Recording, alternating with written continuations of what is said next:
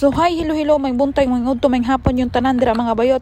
Adlaw karon nga Lunes mga bayot, manggawas ta karon mga panahona mga bayot mo nang mangdus-dus at dira sa atuang kanawungan mga bayot. Aron di po ta magmala inig atubang nato dito sa mga staff sa atong atuan nga company mga bayot. Bitaw-bitaw mga bayot, ay mong gawas ko karon mga bayot ka maghikay ko sa amuang dokumento mga bayot. Yes mga bayot, hantod karon wa pagyud ko nakahuman sa ako ang mga dokumento ug process mga bayot. Wa ko kay balog hantod asa tama ning ako ang pagprocess ani mga bayot. Basta kaya nga ako ani mga bayot mahuman ra siguro ni sa di pa matapos ning tuig. So ako nang gipangbagisan nang ako ang kamatahan ra nga kalaluman mga bayot no. Kay aron ingnon pud tagwapa-gwapa ba. Bahala gud pud og apiki og nawong basta kay nakapangdos-dos pud ta nang ato ang mga kapilukan dinha bisag pipila ra na kabuok ato sa puna siyang pauling-ulingan dinha ning ato ang unsay ngalan ani basta ibutang na nang mga kapilukan. Then human mga bayot ato ning butangan og pamada ning ato ang kalangambilan diri kay aron confident kita didto mo tubag sa mga pangutana ba. Kay aron dili pud kayo halata nga kakuyapon na ta nang ilaang mga pangutana. Sa tanang hikahikayon aning ako ang kadagwayan mga bayot diri gyud ko sa buhok madugay. Mangutana mo ngano? Kay pipila ra ni kabuhok ning naa sa akong hubon nga hintongtong. Mo nang tarungon ta na dinha og sudlay mga bayot. Tarungon ta nag-arrange dinha aron matabunan na dinha nang ako ang mahiwagang bagol-bagol. Bitaw-bitaw mga bayot oy aron di pud ta ingnon og naon sa maning bayhanang naingon manigi tipos. Mo nang madugay jud ko paplastar aning ako ang buhok sa alimpolo mga bayot. Sa kadugayan mga bayot mo ra ni style. Lami kay ning ako ang kamera mga bayot kay hayag-hayag akong nawong pero ang resulta mo ra ning nawunga. Ang inyong silingan karon mga bayot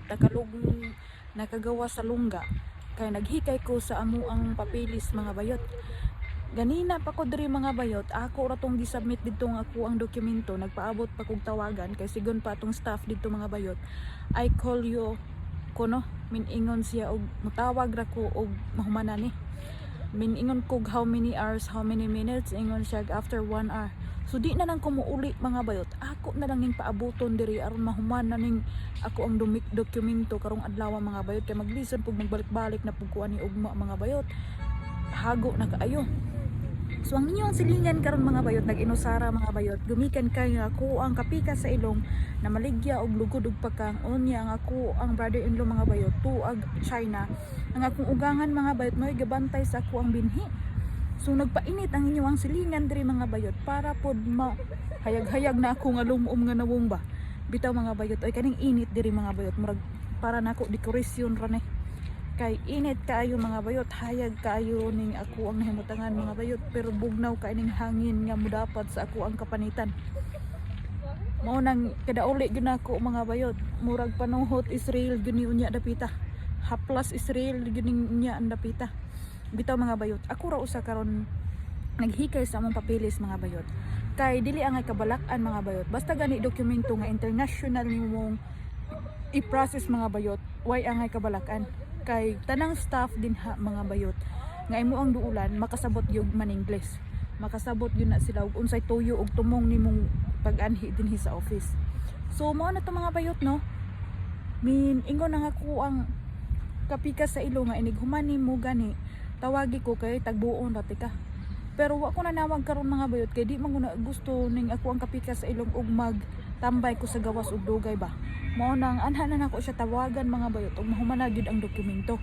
Nagtuo man to siya mga bayot ug napaghapman ko dito sa office kay lingkod. Ang gawas na lang ko diri mga bayot. Part ni siya diri lang tawa ninyo. Part ni siya diri mga bayot. Palantawon ta mo sa view gyud tanan mga bayot. Ang mo na park nila diri mga bayot. Kasagara ang bangko mga bayot nagitawo-tawo ba. Tawo basakan gud. Then naa sila oy tunaanan diri og kabaw mga bayot, paliuguanan og kabayo pero taga kiting ra ng tubig.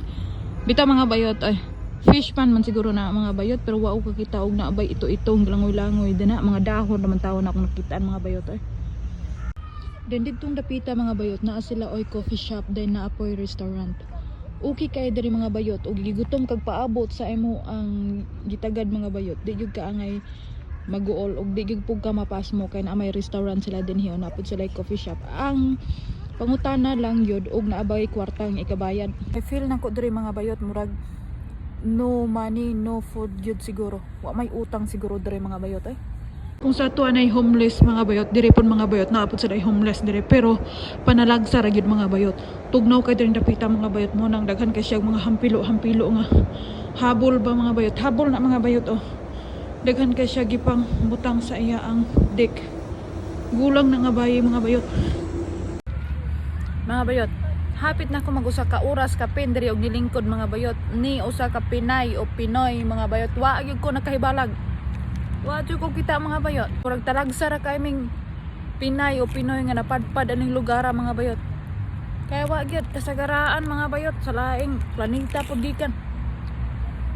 Bawa ako ng mga kakabayan ako wa man na padpad aning parka. Mga bayot, alas 4 nagtataon sa hapon.